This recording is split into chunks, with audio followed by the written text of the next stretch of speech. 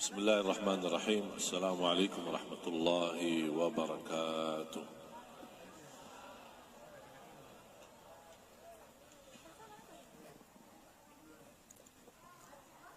Alhamdulillahi rabbil alamin. Wa ashhadu an la ilaha illallah wahdahu la sharika lahu waliyus salihin. وأشهد أن سيدنا ونبينا محمدا عبد الله ورسوله الصادق الأمين اللهم صل وسلم وبارك على سيدنا محمد وعلى آله وصحبه ومن تبعهم بإحسان إلى يوم الدين. Para hadirin yang dimuliakan Allah Subhanahu wa taala. Alhamdulillah, saya senang sekali bisa hadir bersama-sama di majlis ilmu yang insyaAllah menjadi majlis yang barakah dan ilmu yang kita sama-sama belajari menjadi ilmu bermanfaat.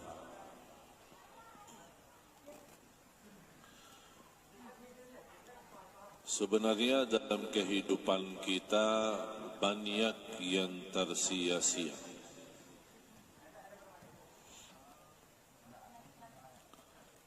Kalau kita tuliskan apa yang telah kita lakukan selama ini, pasti kita merasa banyak kekurangan, apalagi terhadap agama.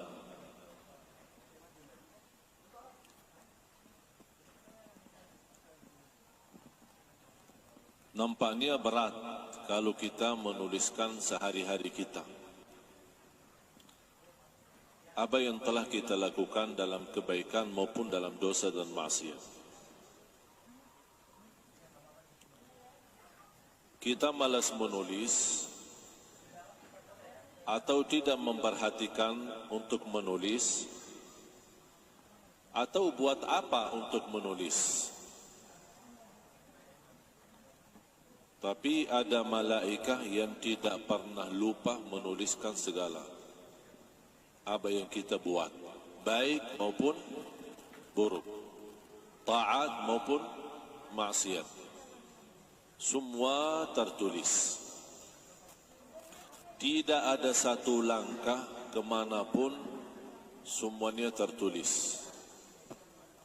Langkah-langkah menuju ke tempat ibadah, tertulis langkah-langkah itu ibadah. Langkah-langkah ke tempat maksiat, bukan hanya maksiatnya yang tertulis, tapi langkah-langkah itu dianggap sebagai langkah maksiat.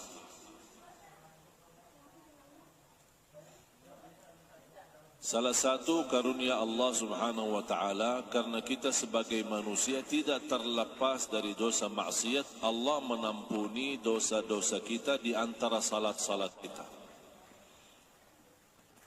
Subuh sampai zuhur diampuni dosa kita. Zuhur sampai asar diampuni dosa di antaranya. Asar sampai maghrib diampuni Allah dosa kita. Maghrib sampai isya diampuni oleh Allah dosa kita. Isya sampai subuh diampuni oleh Allah dosa kita. Jangankan di antara salat diampuni dosa dan kesalahan kita, Jumaat sampai hari Jumaat yang akan datang diampuni di antaranya dosa-dosa kita. Dan selalu saya berkata, berapapun dosa kita, sebanyak apapun dosa kita, jangan sekali-kali tinggalkan salat. Bu, sehat ya? Jangan sekali-kali tinggalkan salat. Mengapa? Karena salat itu termasuk ibadah yang menjaminkan kita selalu mendapatkan ampunan. Wassalatu ila as-salah wal jumu'atu ila al-jumu'ah mukaffiratun lima bainahun. Antara salat, antara dua Jumat diampuni dosa kita.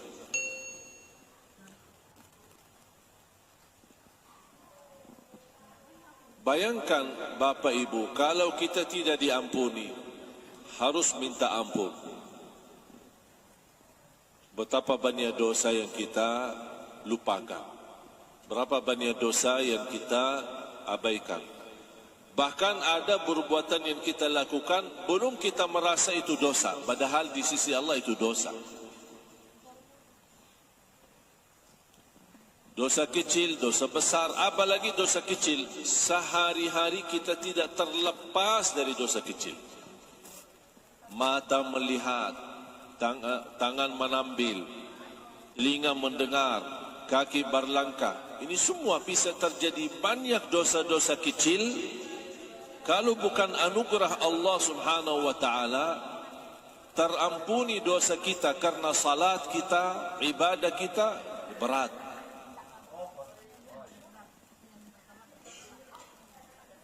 Makanya apapun yang terjadi, jangan tinggalkan salat.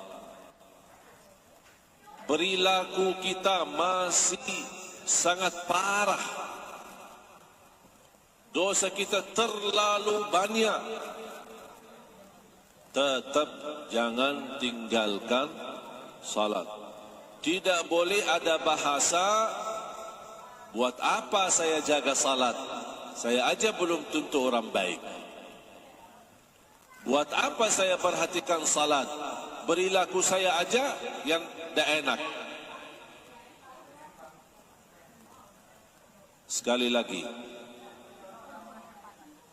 dosa kita walaupun sudah melalui batas, tetap jangan tinggalkan salat.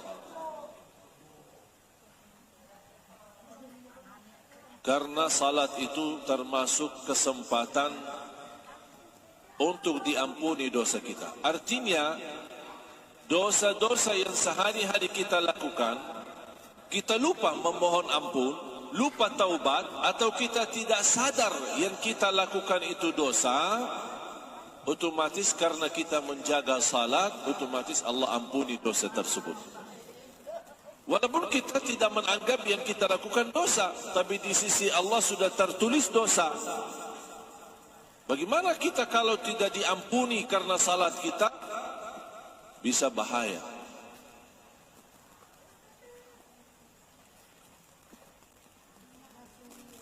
Gunung besar mulai dari batu kecil.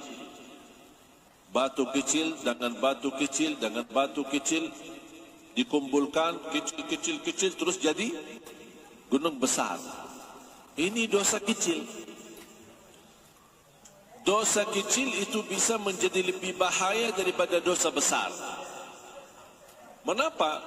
Kalau kita lakukan dosa besar, kita tahu dosa itu dosa besar. Tapi saat kita berlaku dosa kecil, kita lupa itu dosa. Bahkan dianggap tidak apa-apa. Disitulah bahayanya dosa kecil.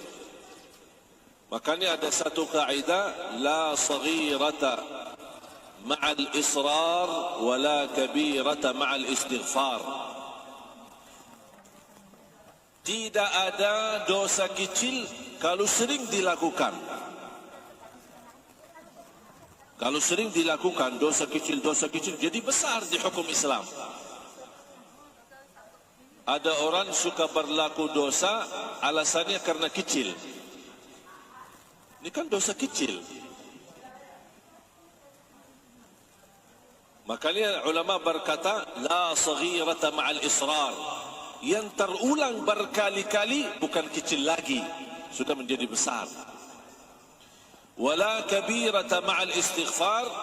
Tidak ada dosa besar yang bisa melawan istighfar.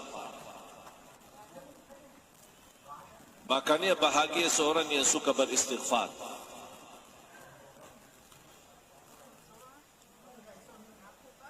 Saya mau bertanya kepada jemaah.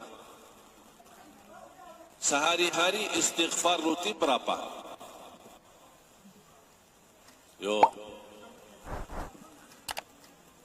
Berapa banyak sehari istighfar? Cuma pas ketika ditembak musibah, astagfirullahaladzim. Itu aja. Pernah enggak rutin istighfar? Maksudnya apa rutin? Sebagaimana kita ambil air wudu ketika waktu salat dan berdiri di tempat musalla, tempat salat dan salat. Itu kan namanya rutin. Pernah enggak ada istighfar yang rutin? Saya duduk di satu tempat, di masjid, di musalla, di rumah, di kamar sendiri, diamkan diri sendiri, duduk sendiri, hanya isi di waktu itu istighfar. Berapa kali bebas? Kalau Rasulullah SAW setiap hari 100 kali istighfar. Dan itu rutin. Ya Allah, bayangkan Nabi Muhammad, Nabi yang suci, Nabi yang mulia, ma'asum, tidak berdosa, tapi dia beristighfar 100 kali. Kita yang setiap hari berdosa, setiap hari tak sadar tidak sadar menyakiti perasaan orang lain, sadar tidak sadar menzalimi orang lain, menyakiti hati orang tua, menzalimi anak kita. Berapa banyak dosa yang kita lakukan, yang kita sadari maupun tidak sadari, sedangkan tidak pernah istighfar. Rasul aja yang tidak ada dosanya istighfar 100 kali. Seharusnya kita kalau bisa 1000. Karena kita manusia tidak terlepas dari dosa.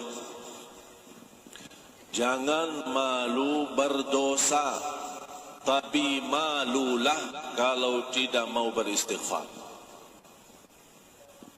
Mengapa jangan malu kalau kita berdosa? Karena kita manusia tidak akan bisa terlepas dari dosa. Makanya jangan malu kalau kita berbuat salah. Tapi malu kalau sudah tahu dan kita sadar ini salah, ini dosa, tapi belum mau beristighfar. Ini yang harus buat kita malu. Apa bukti kita tidak bisa terlepas dari dosa dan maksiat? Tahu enggak buktinya apa? Ayo. Apa bukti kita tidak bisa terlepas dari dosa dan maksiat? Buktinya apa? Tidak ada siapapun yang tidak berdosa. Mau dia ustaz, mau dia kiai, mau dia habib, mau dia ulama, mau dia orang biasa, semuanya berdosa. Bahkan tidak boleh ada yang terlepas daripada dosa. Kata siapa? Bukan kata saya. Kata Rasulullah SAW. Kullu ibnu Adam khata'. Semua keturunan Adam bersalah. Berarti kita tidak terlepas daripada kesalahan. Itu sesuatu mau tidak mau pasti bersalah. Tapi ya Rasulullah, kalau kita memang semuanya harus bersalah atau tidak terlepas dari kesalahan, gimana solusinya? Wa khairul khatta'in at-tawwabun. Bukan persoalannya kita bersalah, tapi kata Rasulullah, yang terbaik di antara kalian yang bersalah, yang suka selalu bertaubat. Jangankan kita istighfar karena salah dan dosa kita, habis salat aja kita istighfar. Kira-kira berbuat salat itu perbuatan dosa atau salah? Salat itu dosa? Apa salat itu kesalahan? Terus kenapa habis salam istighfar? Kan habis salam kan astagfirullah, astagfirullah, astagfirullah. Kenapa? Kan disuruh istighfar karena dosa, istighfar karena salah. Dosa yang kita sadari maupun kita tidak sadarkan. Terus kenapa kita habis salat suruh istighfar? Hah? Belum khusyuk. Karena kita sebagai manusia tidak terjamin sempurna salat kita. Kurang khusyuk, tercampur riya, lalai dalam salat, was-was, kadang-kadang salatnya buru-buru, tak jelas bacaannya, pasti dalam sujud sup. Apaan sup kita? Setahu saya subhanallah, subhan rabbiyal a'la wa bihamdihi. Saya dengar samping saya pas ada orang sujud. Ya Allah, buru-buru ini.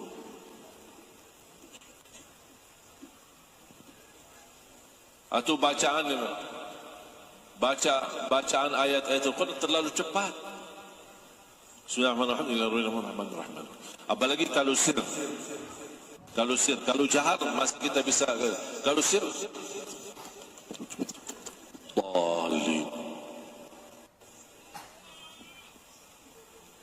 ya ini salat kita. Berapa banyak kita mujahadah diri untuk menyempurnakan salat? Pernah enggak Bapak Ibu bertanya diri, apakah salat saya sudah benar belum? Pernah duduk bersama diri sendiri muhasabah dan bertanya diri, apakah salat saya sudah fantas diterima Allah atau belum? Atau hanya kita menjalani salat karena perintah, sebuah tugas, mau lepaskan diri dari tugas itu? Makanya saya sering mengingatkan jamaah, ada dua orang salat di saf pertama, satu diterima Allah, satu tidak. Padahal sama-sama salat di saf pertama, sama rukuk, sama sujud, sama baca. Tapi satu diterima, satu tidak. Kenapa? Karena satu ketika dia salat menghadapi Allah dengan hatinya, yang satu lagi menghadapi Allah cuman fisik gerakannya.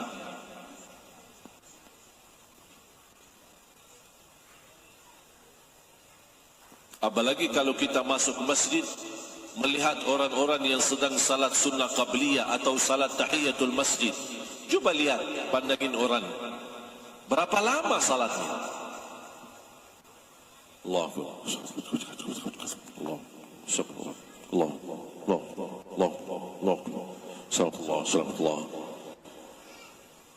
Saya bayangkan mau baca secepat-cepatnya baca Al-Fatihah, dia sudah selesai satu rakaat, saya belum selesai suratul Fatihah.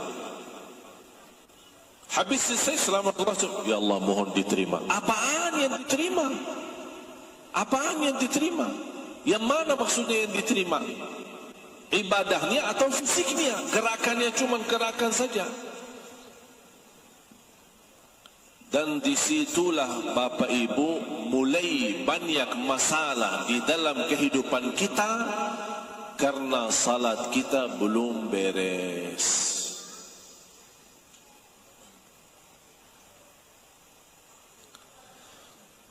Beda orang yang mendengar panggilan Allah muazzin. Ketika dia mendengar Allahu Akbar, tertutup hatinya, melepas segala urusan, segera ambil air wudu, datang melaksanakan ibadah. Karena dia merasa panggilan muazzin ini bukan kumandan azan, tapi ini panggilan Allah memanggil saya untuk datang menghadapinya. Dan saya cinta kepada Allah, makanya ketika mendengar azan tersentuh hatinya dan dia lepaskan segala kerjaannya. Makanya salatnya dia jauh lebih nikmat daripada orang yang hanya datang pas ketika ada waktu dia melaksanakan salat. Tapi kalau lagi sibuk, tercepat macet, atau lagi belanja di Tanah Abang, tak apa-apa, nanti aja salatnya. Gampang. Saya ingat ayah saya tidak pernah marah sama saya, apalagi mau mukul. Kecuali ada dua. Talat salat dan belum setor hafalan. Marahnya bukan main. Ketika saya berlindung kepada ibu saya, berdiri di belakang ibu saya, supaya saya tidak mau dimarahi sama ayah saya, langsung ibu saya bertanya, salah kamu apa? Tadi telat masbuk. Bukan tidak salah sama sekali. Bagaimana orang yang tidak salah? Ini masbuk, bukan tidak salah sama sekali. Ayah saya marah. Ketika saya jelasin sama ibu, karena tadi saya masbuk, kata ibu saya, oh kalau urusan salat saya tidak ikut campur, itu urusan sama ayahmu. Dah mau bela, dah mau tahu. Kira-kira bagaimana kondisi kita membangunin anaknya ketika bangun subuh? Anak-anak kita sudah dibiasakan. Alasannya masih kecil pak. Sudah SMP masih kecil pak. Sudah SMA masih kecil pak. Belum terbiasa. Tapi coba kalau dibangunin jam sekolah, aduh marahnya luar biasa. Ayo ini telat ini sekolah ini apa ini? Ribut di rumah. Diperhatikan, nak sudah makan nak. Ayo makan ya, biar sehat ya, biar tidak masuk angin ya. Tapi ingatkan dia, sudah salat nak, ayo jaga salat ya, biar tidak masuk neraka ya. Kau yang dibahas masuk angin, masuk nerakanya dilupakan.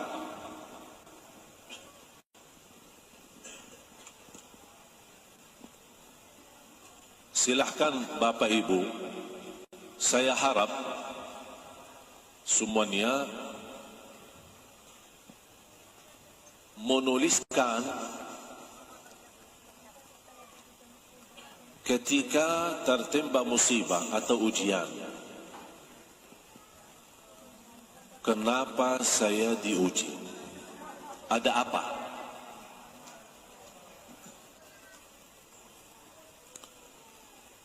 Dan periksa salatnya. Periksa salatnya. Oh ternyata sering masbuk. Sering tertinggal salat. Sering ketiduran salat subuh. Sering ketiduran salat isya. Capek. Habis maghrib tidur. Bangun subuh. Isya. Belum. Atau sering jamak tanpa alasan. Kenapa jamak? Karena lagi sibuk belanja. Jadi zuhur tidak bisa dapat waktu. Kapan salat zuhur? Nanti sama asar. Kalau terjadi seperti ini, itulah sebabnya kita diuji.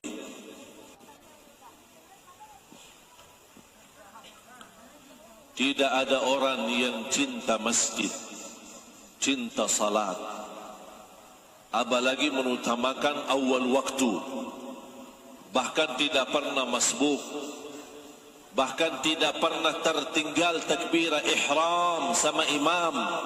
Wallahi Bapak Ibu tidak akan sama orang yang suka masbuk, apalagi yang tertinggal salatnya. Tidak mungkin sama di sisi Allah orang yang datang sebelum azan ke masjid, karena dia tidak menunggu dipanggil. Dia datang duluan karena dia tahu waktu salat, dia standby di masjid. Karena menurut seorang ulama berkata, al-azanu nida'un lil ghafilin. Azan itu panggilan untuk orang yang lalai hatinya. Makanya orang yang suka lalai dipanggil Allahu Akbar, Allahu Akbar, supaya sadar, jangan lalai, sini datang. Tapi kalau orang yang tidak pernah lalai, tidak pernah dipanggil, dia sudah datang duluan. Orang yang datang sebelum azan, orang yang datang saat azan, orang yang datang sesudah azan, orang orang yang tidak pernah tertinggal takbiratul ihram bersama imam, sama yang masbuk atau yang telat salat, tidak mungkin sama di sisi Allah. Bahkan tidak mungkin sama di dalam surga Allah. Tidak bisa sama. Kalau semuanya sama, berarti Allah tidak adil. Dan tanda keadilan Allah, orang yang berlaku baik akan dibalas yang lebih baik. Makanya jangan heran kalau ada orang posisinya di surga di derajat tinggi, ada satu lagi padahal sama-sama di satu masjid, tapi kok beda. Satu derajat di dalam surga, perbedaannya seperti antara bumi dan langit. Itu satu derajat. Bedanya, jauhnya antara bumi dan langit. Berarti naik satu derajat seperti naik dari bumi ke langit. Aduh, jauhnya. Ini padahal jemaah saya, teman saya. Kok bisa jauh dia? Kenapa dia bisa jauh dan tinggi? Karena dia datang lebih duluan daripada saya. Dia bisa mempertahankan diri tidak terlepas dari takbiratul ihram. Dia tidak pernah tinggalkan, jangan salat wajib, salat sunnah, qabliyah, ba'diyah saja tidak pernah tertinggal. Dan itu mereka tidak akan sama di sisi Allah. Walaupun sama-sama baik, jaga salat 5 waktu, cukup enggak? Cukup. Menjalani kewajiban. Tidak ada sunnah qabliyah, ya terserah. Tidak ada sunnah ba'diyah, boleh. Tidak ada qiyamul lail, salat malam, ya bisa. Cukup dengan 5 waktu, terjamin insyaAllah. Kalau kita jaga sebaik-baiknya, terjamin masuk surga. Tapi persoalannya bukan masuk surga. Di mana nanti saya ditempatkan di dalam surga? Sama enggak sama Nabi Muhammad? Sama enggak sama orang-orang yang saleh? Tidak mungkin sama. Makanya jamaah sekalian, tolong jaga salat. Bukan saya maksud jaga salat, bukan berarti Bapak Ibu tidak salat. Saya tahu Bapak Ibu orang yang suka salat. InsyaAllah istiqamah menjaga salat. Tapi yang saya maksud jaga salat, artinya perbaiki hubunganmu sama Allah lewat salat. Coba masing-masing tunjukkan cara yang terbaik kepada Allah dalam salatnya. Misal, ada yang bisa tunjukkan kepada Allah melalui salat, ya Allah, saya mulai hari ini insyaAllah tidak akan terlepas takbiratul ihram bersama imam. Saya tidak mau telat lagi. Ada orang yang bisa menunjukkan yang terbaik, saya tidak akan terlepas daripada salat jamaah. Walaupun bagi wanita tidak wajib salat berjamaah di masjid, tapi pasti tidak akan sama di sisi Allah. Wanita yang selalu mengutamakan waktu salat, tepat waktu di awal waktu, sama wanita yang suka menunda salat seenak-enaknya. Tidak mungkin sama di sisi Allah. Tapi seandainya kalau wanita mendapatkan kesempatan salat berjamaah, dia mendapatkan pahala yang sempurna di sisi Allah. Mulai hari ini saya mohon kita perbaiki diri kita dalam salat. Sunnah qabliyah ba'diyah, salat berjamaah, tepat waktu, jangan menunda-nunda.